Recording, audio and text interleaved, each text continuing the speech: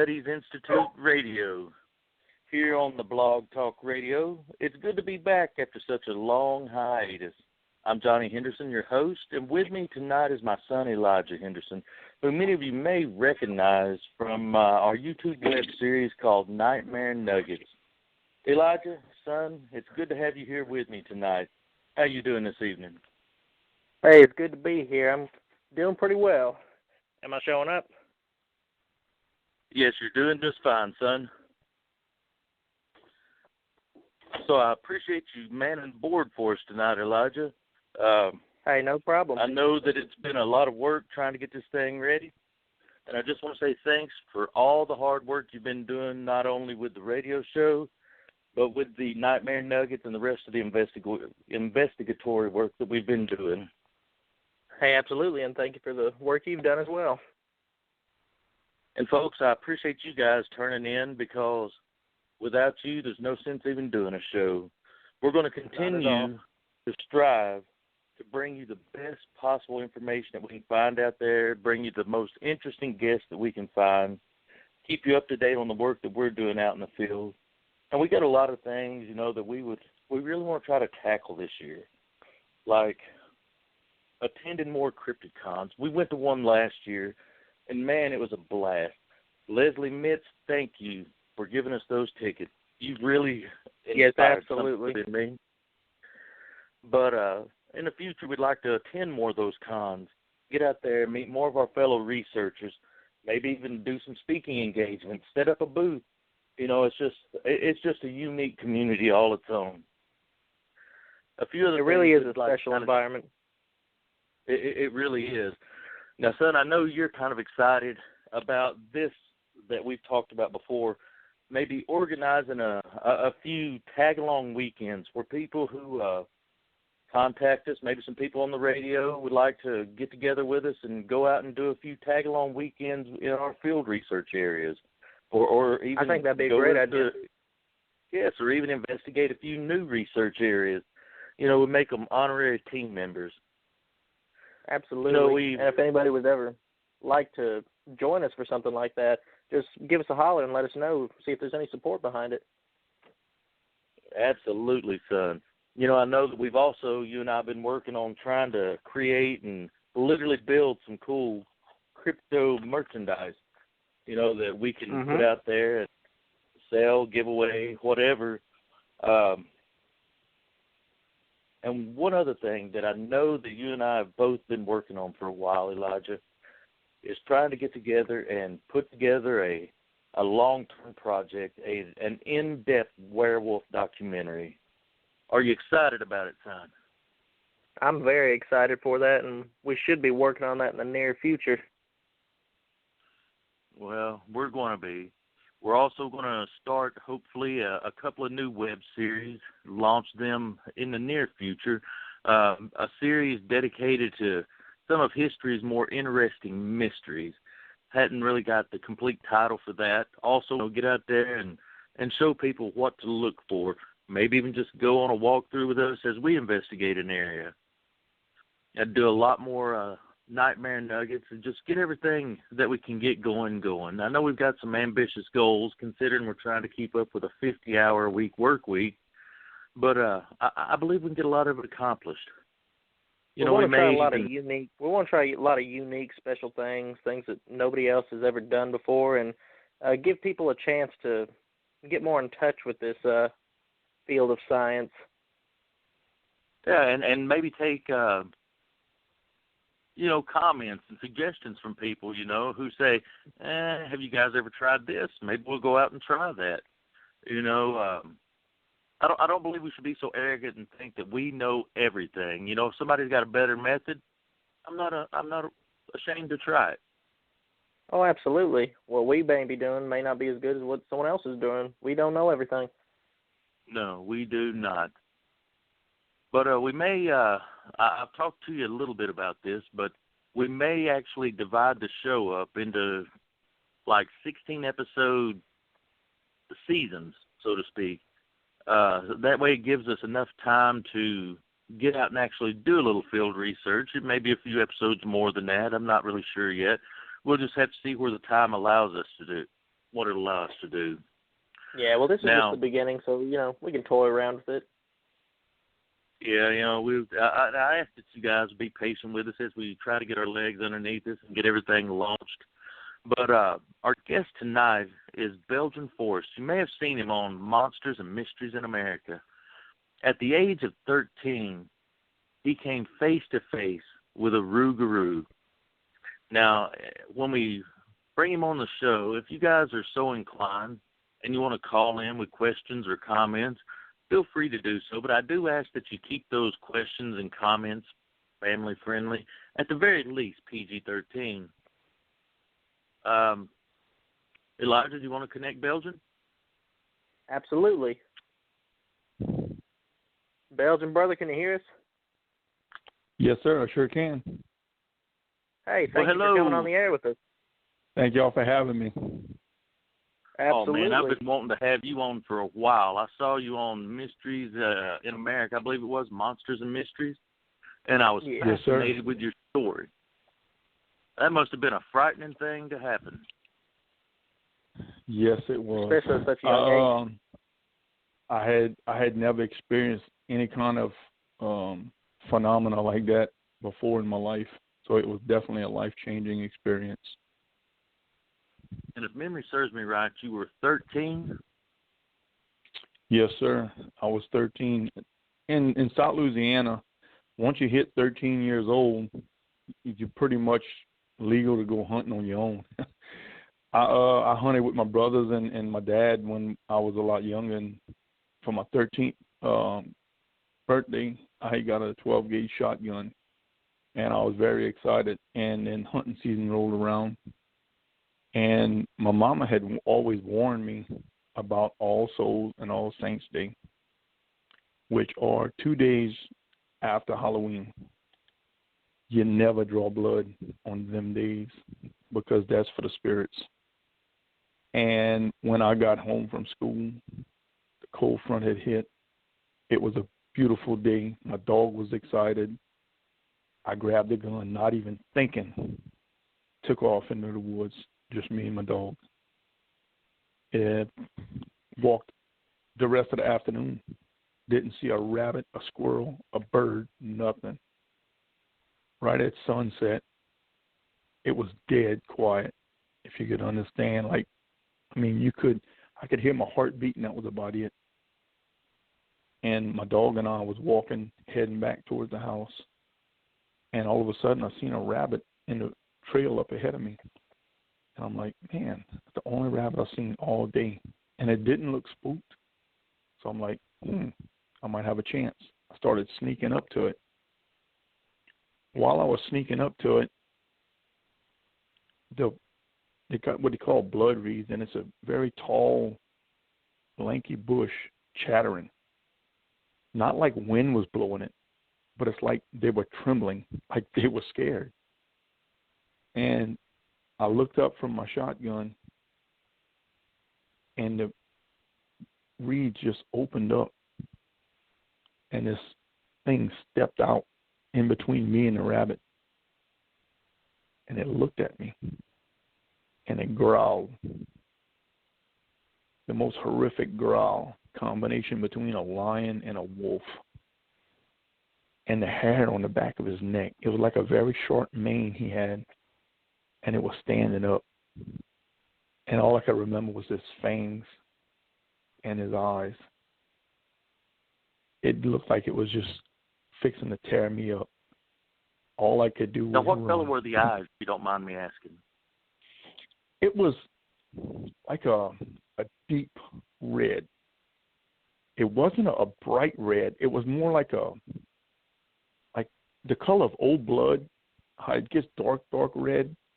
It was like a dark color. It didn't seem to have any pupils, but at that age, and this thing was like 9 foot tall, and it was just towering and looking down and growling. I bust out running as fast as I could. And while I had to run through some briars to get to my house, running through them briars, I could just feel the briars ripping my face, and this thing was on my back. I could feel his breath right behind me. The only thing I could think is this thing is fixing to tear me up. I ran as fast as I could. I lost one of my boots on the way to the house. As soon as I broke the clearing, it stopped. I got about 100 feet out of the woods, and I couldn't feel it. I turned around and looked. It wasn't behind me anymore. But I could hear it in the woods still. I kept on going to the house. When I got to the house, my dog was sitting on the porch waiting for me.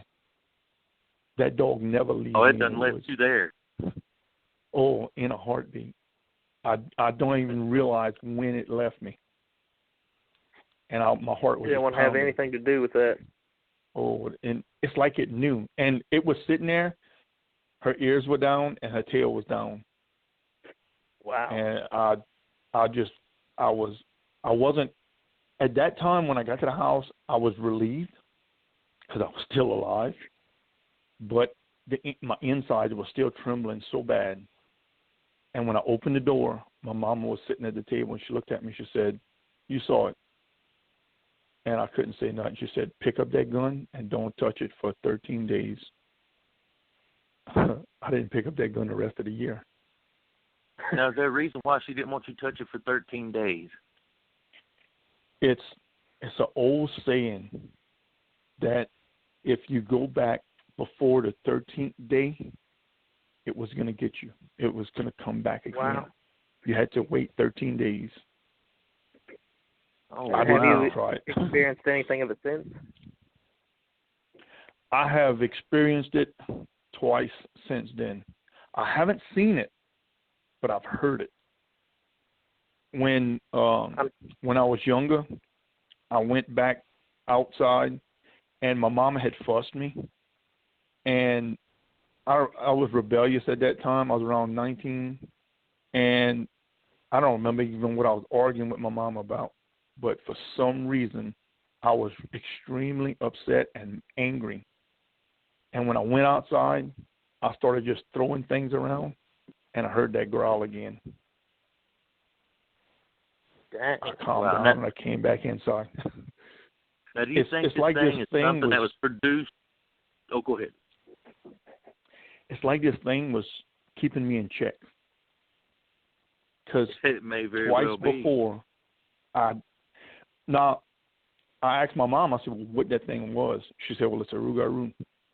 And I said, what the heck is a Rougarou? She said, it's a curse. A curse that's put on somebody for doing something wrong. And it could be any kind of, the curse could be anything. It's not one specific. And for some reason, my mama was linked to spirits because she had curses put on her when she was younger and pregnant. And the treater had to tell her how to get the curse off of her. Well, when I came around, I'm the 13th child. And for some reason, her and I are linked. Exactly. People don't believe it, but I saw my daughter before she was born. My mom had passed away 3 months before my ex-wife got pregnant. My mama came to me and showed me my daughter. And when I woke up, my ex-wife was trying to wake me up. She's like, we got to go to the hospital. I'm like, why?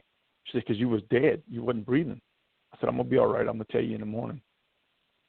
I knew she was pregnant before she even knew she was pregnant. Wow. So there's a lot to be said about spirits and curses, and people don't believe it anymore, but it's still there. There's a lot more than we know. Because yes. we're originally from the mountains of East Tennessee, and down there they have, or they used to, they've pretty well died away mostly now, what they called granny witches that could curse people and hex people. Exactly. Down here they call them traiteurs, a treater. Call them what? They call them traiteurs, treaters. They're either going to do good or bad. You can have a spell put on somebody to cause them harm, or you can have a spell to help. Black magic and white magic. And my mama had a black spell put on her because somebody was jealous because she was pregnant. And she almost died. And the treater told her to go home, open up her pillow. There's going to be 9 black stitches holding her pillow together. In there, she's going to find 9 white crosses made with chicken feathers to take the 9 white crosses out. And she had to do something with the crosses, and she had to burn a candle and stuff. And then they told her that she couldn't live in that town anymore. She had to move towns because if she ever went back, the curse would be reenacted again. So that was a powerful curse. It was bad. And my mama, the old lady that was treating my mama, told her, if you forget and you go back to that town, whether I'm dead or alive, I'm going to come back and remind you. And for the hurricane, my brother was living in that town, and we got flooded, and we had to move. And his house was the only one that wasn't flooded. And we went in there for a short period of time. And my mama started getting really sick. And then one night she woke up, she come and said, we got to leave. The treater had came back to her that night and told her that she couldn't stay there. So we had to go to the fire station and live in a fire station for a couple of weeks till we could get our house back. Man, oh man. Yeah, we were down in New Orleans a few years ago, and it was a fascinating culture, and we read and heard a lot about the curses and things that are placed on there. We visited, done all the touristy stuff, went to Marie Laveau's resting place, supposedly. But it is a allegedly real voodoo doll. Yes. And it all works the same. Well, I mean, any part of the country you're from, if you have a strong faith, you can control demons. You can make them do what you want them to. You can use them for good, or you can use them for bad. With the demon. You can make them do good things. They are powerful. But if you don't have complete control of them, you're going to turn them loose. Then it's not. That would be just my luck. I understand. Now, your Rougarou, do you believe that? Well, I know you believe that it was someone who was cursed, but do you think these are the same things that people cite all over the country that are called dog men? It probably is. It was in the shape of a human, but it had dog parts, like the hand. It had fingers, but it was made like dog toes, if you could understand. It wasn't. It was fingers, but it was not fingers like we got. It was like a claw finger. It had long fingernails, like a dog. I've had people describe them also as like the hand was like a dog's pad. You know how you hold a dog's paw and it's kind of rough and grainy? Yeah. I didn't get close enough to feel his hand, but his hand was like, it was human form, but it was more like you could see the nodules on a dog's toe, and his nails are long. He didn't have fingernails like we got fingernails. He had like toenails like a dog's toenails, but it was fingers that he had. And his feet weren't human feet. His foot was like a dog foot, but he walked upright on it. Like did he the was legs on his toes. Like a dog's at all? It was more like a human leg, like the way we walk, but his foot was long and his heel didn't touch the ground, kept his heel off the ground. So it's like human legs, but with dog feet. Yes. That reminds me very much of like the old Lon Chaney Jr. Wolfman. If you ever watched him walk, the way you just described it sounds just like that almost. It really does. And I'm sure these demons aren't locked into any regional culture. I'm sure they can go wherever they will, anywhere in the world. Oh, absolutely. Now, a quick question I had on the show. Monsters and Mysteries in America, it portrayed the Rougarou as wearing clothes, almost like I guess like in the same sense of a werewolf. Was it wearing clothes when you seen it? This one wasn't wearing no clothes. It had fur. It wasn't long, shaggy fur, but it was fur. Yeah. It's like on his skin. You said it kind of had a mane around it. Yeah, the neck, it was like an extended human neck, but his fur went around his head and then came down the back of his neck. But the front was short fur, but the backside was long and almost like spiky fur, like coarse fur on his back of his neck, and went down between the shoulder blades. Scary.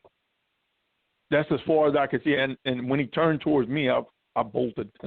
I don't know if it had a tail. That part was still in the grass. Was there any sort of all a I saw was he had like a long face. I wouldn't call it a dog muzzle, like you know how like a German Shepherd has a long face. It wasn't that long.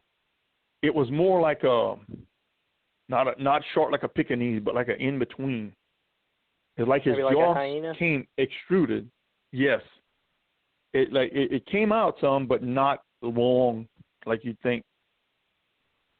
Kind of like a Saint Bernard, like a short muzzle. Now the creatures they describe up in Land Between the Lakes, I believe, are almost exactly like the ones you're describing, kind of with a lion-like mane and shortish muzzle. And look incredibly powerful. Yes. Well, for a 13-year-old, I guess anything would look pretty powerful, but this thing would look like a giant. I mean, I'm on 6 foot tall, and this thing was 9 foot.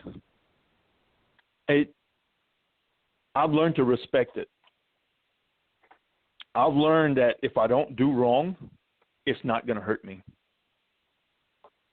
Its main goal that night was to stop me from killing that rabbit. Because if I shoot that rabbit, I commit a sin. And his job was to stop me from doing that. And it scared me enough for me to listen. Because at 13, we know everything. Well, after that point, that changed my life. I started listening to what my mom was telling me about the spirits and how to pray for people to do good and how not to cross the spirits. And we live side by side now. So it was almost a Jiminy Cricket conscience. That's a scary conscience to have, son. But one thing that stuck out to me is you must have been a brave guy, at 13 to be out in the swamp by yourself at sunset. I mean, I know grown men today that wouldn't even walk across a rural field by themselves. Well, that's my backyard. We didn't have any money, so we had to get food somehow. So we just go back there and shoot neutral or whatever we could get. So, I mean, that was like my playground. I lived there. When I come home from school, I was in the woods. I didn't have a Game Boy. I didn't have any kind of electronics. I had a bicycle. Didn't have many friends. I wasn't interested in girls. All I wanted to do was hunt and fish. So that was my playground. I was in the woods. He was probably a happier man at that age. Oh, man. And I had a couple of my friends in the neighborhood. We built tree houses in the woods, and we made trails, and it was nothing to go back there till dark and then come back walking without lights. We're there every day in there. It's like you in your house. When you go in your house, you're not scared of your house. You could turn the lights off and walk in your house and not hit the furniture. We was in the woods so often we could navigate safely around, it so well. Exactly. I suppose it just and then after that, second nature.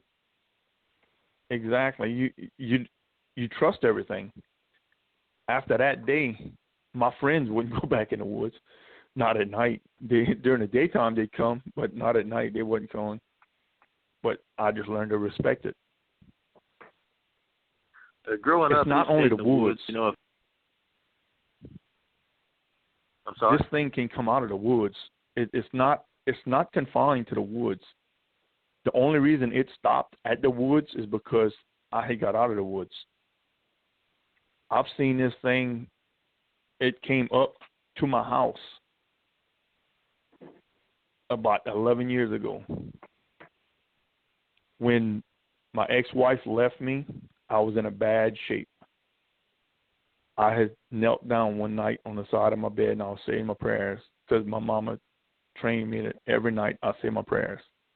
I knelt down, and while I was saying my prayers, the thought through my mind to take a baseball bat and go and beat them up because they live right in front of my street. And when that thought crossed through my mind, right outside my bedroom window, I could hear that growl. Right away, that thought got out of my mind because I realized that's not what I'm supposed to do. It was keeping me in check, making sure that I don't get into trouble. It might have been my mama that put this curse on me to keep me in check. I don't know. Make you behave. Exactly, because she always said, the good Lord don't come down to punish his people. You better behave. And as soon as she'd tell me that, I'd fall down and hurt myself. I'm like, Mama, why you want to do that to me? She done it because she loves you. Yeah. Real quick, we have somebody who just called in, so I'm going to go ahead and open up to questions. Let's see here. One moment. Hello, you're on the air.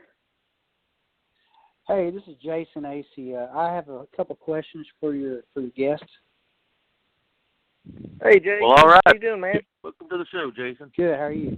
Thank you. Just a couple questions. If you could you tell us what area of Louisiana this took place in?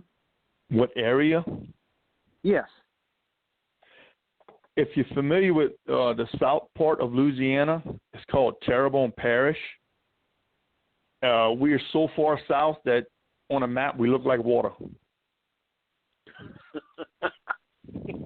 Is that anywhere close to That's a good Holly ways Beach? down.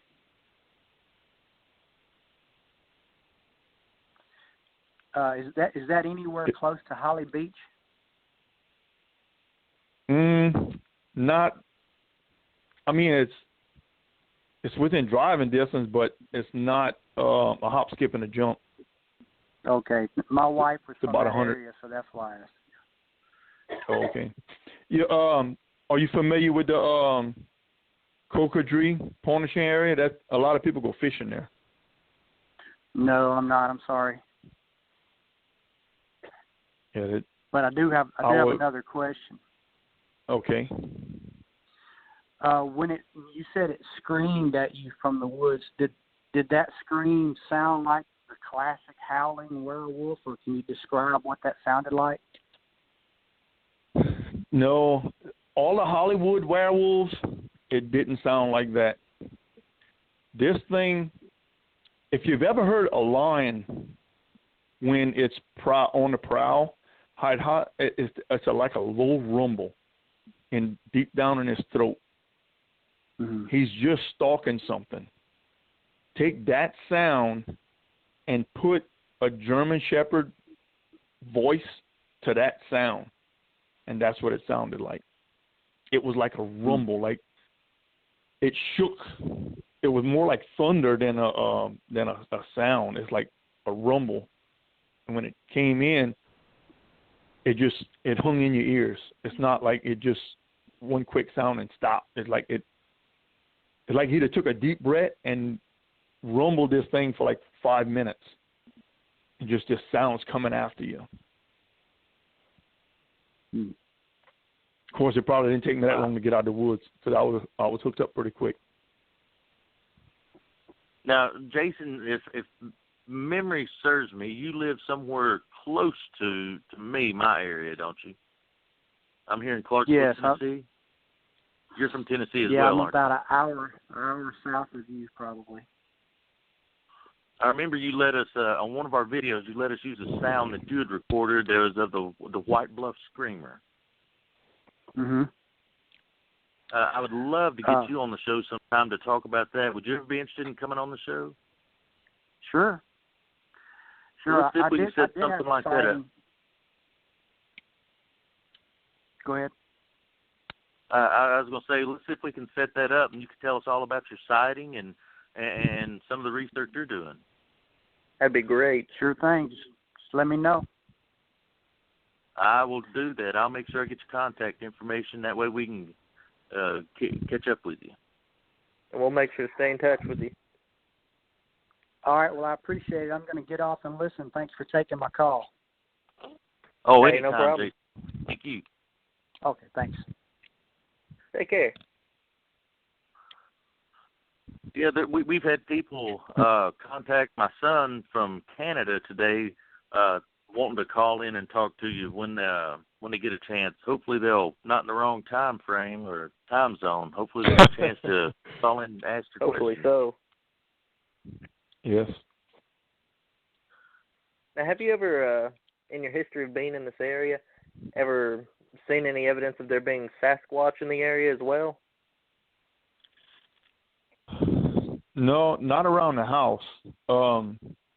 There was one time I seen a strange footprint right in the corner of the woods behind my house. It was almost like a bear claw. We don't have bears in this area, but it had like 4 long, extended toenails that cut into the ground in a circular motion. And it was only one foot that almost I seen. Seems typical of a like a dog man or a werewolf track that a lot of people find at post. That's what I was thinking, but the ground wasn't soft enough to leave multiple prints, but in that one spot, and that was a branch, like his foot would have been sitting on a branch, and then when he stepped, the toes made a circular motion into the dirt as he was stepping off. But that night I heard some ruckus outside, and then the next morning when I went walk to see what was going on, that's when I saw that print. About how long were the claw prints?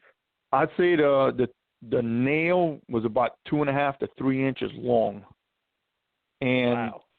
there was like two maybe 3 inches apart. That's a big footprint there. That's what and I don't know any animal that would do that. Because I mean, it would have to be one big bear. Yeah, it'd take a Kodiak, a grizzly, or a polar bear to leave something like that if it was a bear. That's what I mean. I'm like, Now, but if you were there hard was, pressed, how much would you guess weight? Close, probably around 300 pounds. Because it had a pretty stout frame. It was like muscular build, but it wasn't. It didn't look heavy set, if you can understand. Like it wasn't lanky, like a coyote lanky, but it wasn't built like a pit bull. It was like in between, like a German Shepherd build, the stoutness. Kind of like more of an athletic build, I suppose. Exactly. Not a bodybuilder, but an athlete, like a long distance runner or something like that. Like it was in shape, but not Arnold Schwarzenegger. I'm guessing that if this thing had really wanted you, it could have got you at any time it wanted. At any time. And I realized that after the fact, that it wasn't trying to get me, it was trying to scare me. It did a pretty good job, but that was his goal. And I talked to some people about this thing, and they came down here and they wanted to go and hunt it. I said, I don't think you realize you don't hunt the Rougarou. It hunts you. You're not going to go. That's his house. It stays there. You're not going to go over there and track him in his own house. I said, if anything, you're going to get yourself hurt. Yeah. You respect something like that. Oh, yeah. And now earlier you were about really to say believe something. that's I what it was rudely happening. interrupted. Do you remember what you were going to say? You said one time. Well, I had went into the woods in an unfamiliar area. It was on a game reserve, and it was in the evening, and the sun was setting, and I thought I was on the right trail, and I was totally lost, and I started jogging. The trail was covered in shells, and I could hear my feet print in the shells, because when you run on shells, it's a different sound than if you run in the leaves. As I was running in the shells, I could hear something running alongside me in the leaves, and I stopped. And when I stopped, it took one more step, and I listened. Not a sound. It was just like that night, and the sun was setting. And I started to go again. It passed me up. When I stopped, I heard the footsteps continue. So I realized it was in front of me. I turned around and went the other way. It followed me.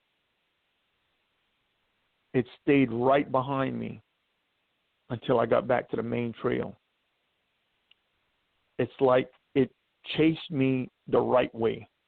Once I got to the main trail, I realized where I was at. I was able to come home. And it never made a sound. But this thing was big in the grass, because when it would step in the leaves, you could hear the crunching of the leaves and the branches. The briars were thick as heck, and this thing was running just as fast as me on the gravel in a clear run. That's not something you want to mess with on his own ground. No. Now, this is going to sound weird to you, Belgian, but is there any chance that this thing almost feels protective towards you? I'm thinking, because it seems like it was kind of leading you towards safety. It kept you from making a mistake a number of times. I'm thinking that it was a curse. That thing's curse might be to protect me. Sort of like a guardian angel, but on the rough side.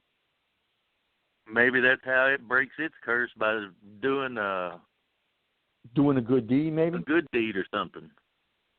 Because now, according to a legend down there, can it be a person that's been cursed? Yes. The bad thing how it is, works its penance. If something happens and you are cursed as a Rougarou, this is what the legend was told to me. If you become a Rougarou, the only way to break the curse, I was told, was to have your blood drawn.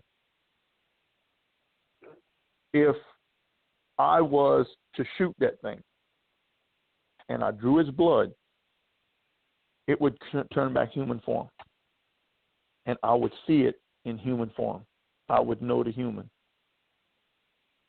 But if I spoke of it before a year and a day, I would take his place. And that's not something you want. When we sleep, that is the closest we ever come to death. When you're asleep, your heart rate slows down so much, you're on the verge of crossing over. That is when the spirits can talk to you, and you can talk to them. When you sleep, a lot of times, I was told that the Rougarou in human form might not know he's the Rougarou. But when he sleeps at night, he takes that form. And when he wakes up, he's back. He don't even realize what he did. So then it's possible that this isn't something that stays in this form all the time. That's what the legend is. That's what I was told. I most of the treaters that they had in this area are dead and gone. And nobody ever took up that form of religion I'm aware of. It's because like if I knew a treater, I'd like, exactly. I would like to talk to one to see if there is a curse on me, or if something is supposed to be protecting me or following me, or what it is. Because a lot of times I'll walk around and people talk about these orbs, these little white things that they see floating around. A lot of times I see them in the daylight. I see an orb pass. Something is linking me to the spirit world. Died twice. First time I died was from alcohol poison, and they had to start my heart 3 times. When I came back, it was like a whole new life was in me. It's like I wasn't the same person anymore. And I don't remember when I was dead what happened. But the second time I died was when my mama showed me my baby girl. And I know I walked up to the gates of heaven with my mama. And standing before the gates of heaven, they had hundreds of children in a playground. Everybody was just having fun. It was a beautiful place. And I saw the gates had a crack. When I stepped up to the gates, I put my hand on the gate. My mama caught me. She said, "I can't let you go on the other side." I said, "I just want to see." She said, "I can't let you see, because if I let you see, they won't let me take you back." And then she turned me around, and we started walking back home. We were walking through that field of flowers again, heading back to the house, and a child caught my right hand. My mama was holding my left. The child caught my right hand. When I looked down into that child's eyes, I knew it was somebody that was related to me. And I looked at my mama. I said, "Who's this?" She looked at me. She said, "Brother, you don't recognize her?" I had some siblings that had passed away at birth. I thought it was one of them. And I looked back at my mom. And I said, "No." I said, "I don't recognize her." She said, "That's your daughter. Pam is pregnant." And then that's when I woke up. I had looked into my baby's eyes before she was born. I knew what she was going to look like. And I'm not afraid to die. I'm not afraid to die. And I just think for some reason I'm linked to the other side somehow. You know, it's interesting that it seems you and I share a little bit of a link there. We both died twice. And you never feel the same after that. It's weird. It's a weird feeling. When I came back, I appreciated life more than I ever had. Exactly. I have a better understanding of good and evil. Yes. If that makes any sense. It definitely. And to be quite honest, he really doesn't seem to fear death at all now. I don't. I got to give death 2 enthusiastic thumbs up. You know, I can't say anything bad about it. You know, the only problem I have with it would be leaving my wife and kids, because I know it would hurt them. Exactly. That's the only bad thing. It's not, death isn't for the dead. It's for the living that hurts. Because if you could understand, death is just another life. It's just another form. You're just changing shape like a caterpillar. But the thing is, the living, and as a living, we tend to see and touch. If you can't see and touch, it's not real. It's real. It's right in front of you. I guarantee you, if you ever loved somebody and they passed away, they're standing right beside you 95% of the time, but you just can't see them. You're going to feel them. You're going to smell them. That your dear mother has passed on. Yes. I'm sorry to hear that. She passed quite some time. Well, and at first I was very upset and hurt and sorry, because my mom and I was so close together. My mama taught me how to sew, how to cook, how to clean. how to take care of myself pretty much. I didn't need to depend on anybody. When she left us, it was just like half of my heart was gone. I'm like, what am I going to do? And I used to go in my garden a lot, and I'd talk to her. After she showed me my daughter, I realized she's in a better place. I did not want to come back. The other side was so peaceful. If you ever been swimming and you're floating in the water and you feel so good, that's what it feels like. There's no weight. All the weight is off of you. There's no more pain. And I think a lot of these sightings that we get, aliens, everybody, oh, there's an alien came. I'm 95% sure it's somebody from the other side trying to contact us or trying to steer us in the right direction. Because you can't see them all the time. I see orbs, but it's a light. It's a bright shadow that passes. I can't tell who it is, but I know it's one that I know. I've also seen dark shadows. I don't like them, but I've seen them. I tend to push them away as much as I can, but sometimes dark shadows follow you around. You got to figure out why and get rid of them. Do you see these things? Do you see these things very often, or are they just occasional? A lot of times, it's when I'm thinking of something, and if it's relevant to one of the deceased that I know, I'll see a little flash through the corner of my eye. Then I'll know what I was thinking was what's supposed to be. It's hard to explain, but it's like they're trying to make contact to tell us how we should live our life. But most people, they'll see it, but they ignore it. They don't understand. They think it's a light in their eye or something. Like, what are you thinking? They'll generally pass it off as nothing. They'll generally pass it off as it was nothing. Like what you said, just a light passing through. Exactly, because people nowadays, there's so many electronics, and scientists have pretty much eliminated everything that you cannot see or touch. They have to have a reason for everything. Some things you can't explain because you don't know. You can't touch it. You can't see it. You can hear it sometimes and smell it. When you're standing outside, the wind blows by, your hair moves, you feel it, but you can't see it. It's real, but you don't understand.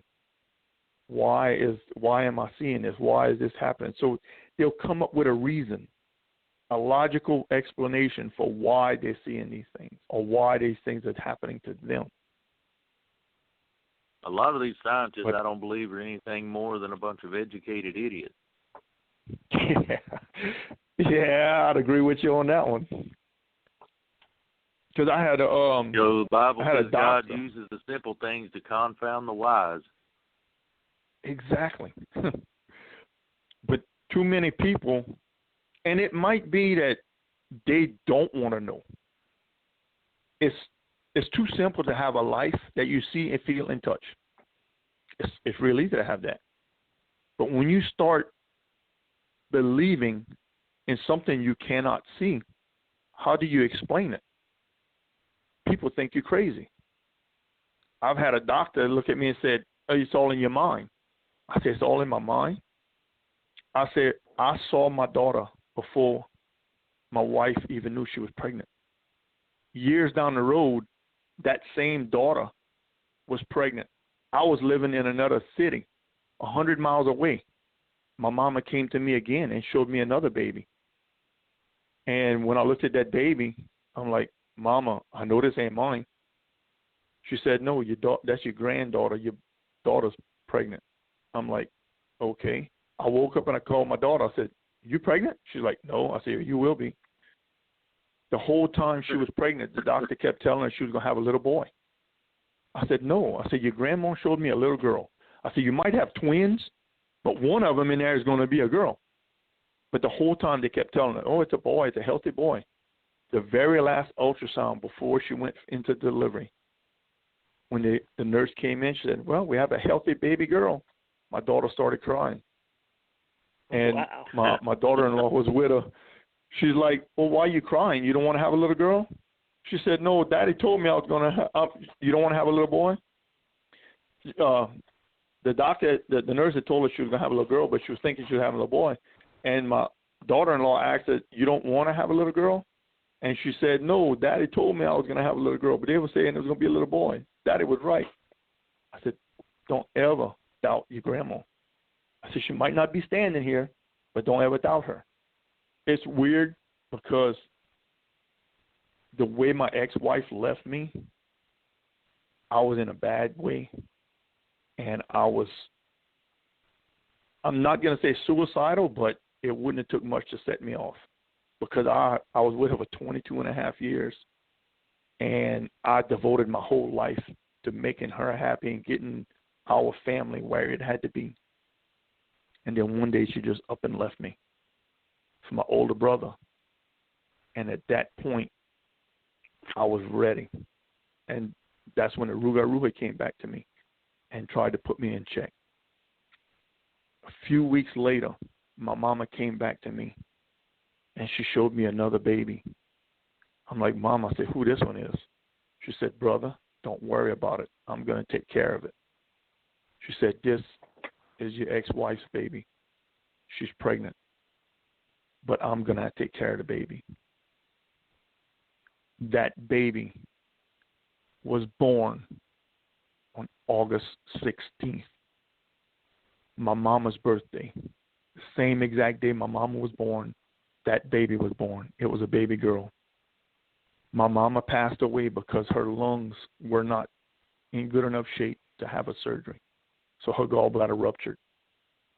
The baby lived 13 hours and passed away due to undeveloped lungs. I believe. Because nobody in this world can tell me that there's not nothing on the other side.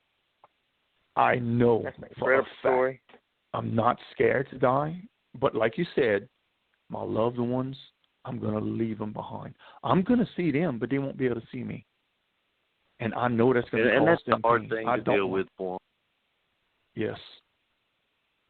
We don't ever want to hurt our loved ones. We're down to the last 6 minutes. Is there anything you want to say real quick before we run out of time? The main thing is live your life right. Because you don't know what's on the other side. And if you think you saw something out the corner of your eye, you probably did. Respect it. That's good advice. That's great advice. Well, brother, I appreciate you being on the show, and I have certainly enjoyed talking with you. Yes, thank you. I'd like to talk to you more at length when we had a chance. Yeah. I usually, down here, we like to talk. That's what we make. Nothing wrong with that. Y'all got Not at all. That's a great thing. Got a lot of stories to tell from that area. Oh, and a lot of people tell me things that they've seen and witnessed. A lot of people seen ghosts and stuff, and they're like, I don't know if it was a real. I said, yes, it probably. That person was trying to tell you something. It's that simple. But again, they're trying to make logic of it. You're not. It's not Hollywood. This is real life. I appreciate y'all having me. Oh, we'd love to have you back sometime. We'd love to have you back, and thank you so much for coming on for us. Oh, yeah. Well, good luck in y'all's search. All right, brother. We appreciate you. Thank you, Belgian. All right. Thank y'all. Y'all have a good night. Have a blessed evening.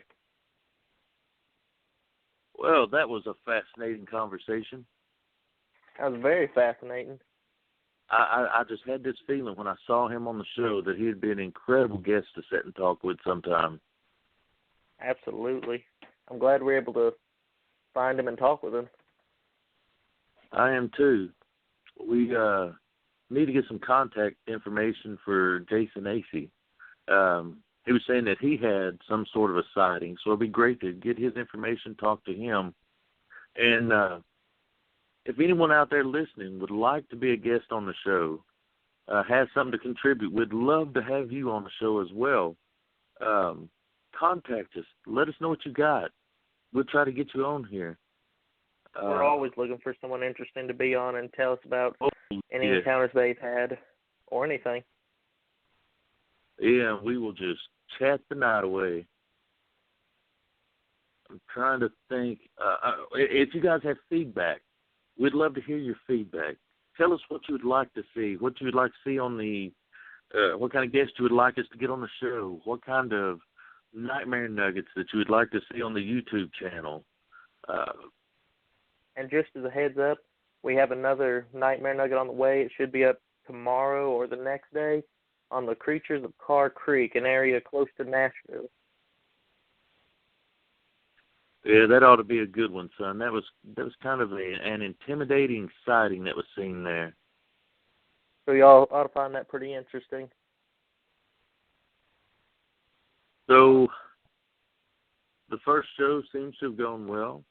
We hope it's the first of many to come. Let us know what you think. Like us on Facebook. Like us on YouTube. Instagram, on Subscribe YouTube. if you don't mind. Instagram. We got an Instagram account. You know, we're very. We'd love to interact with you. You know, we'd love to get together with you. Have you on the show? Absolutely.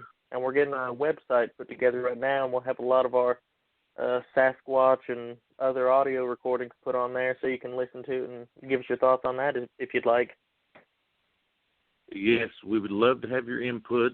They're giving us the bums rush. We've got to end the show.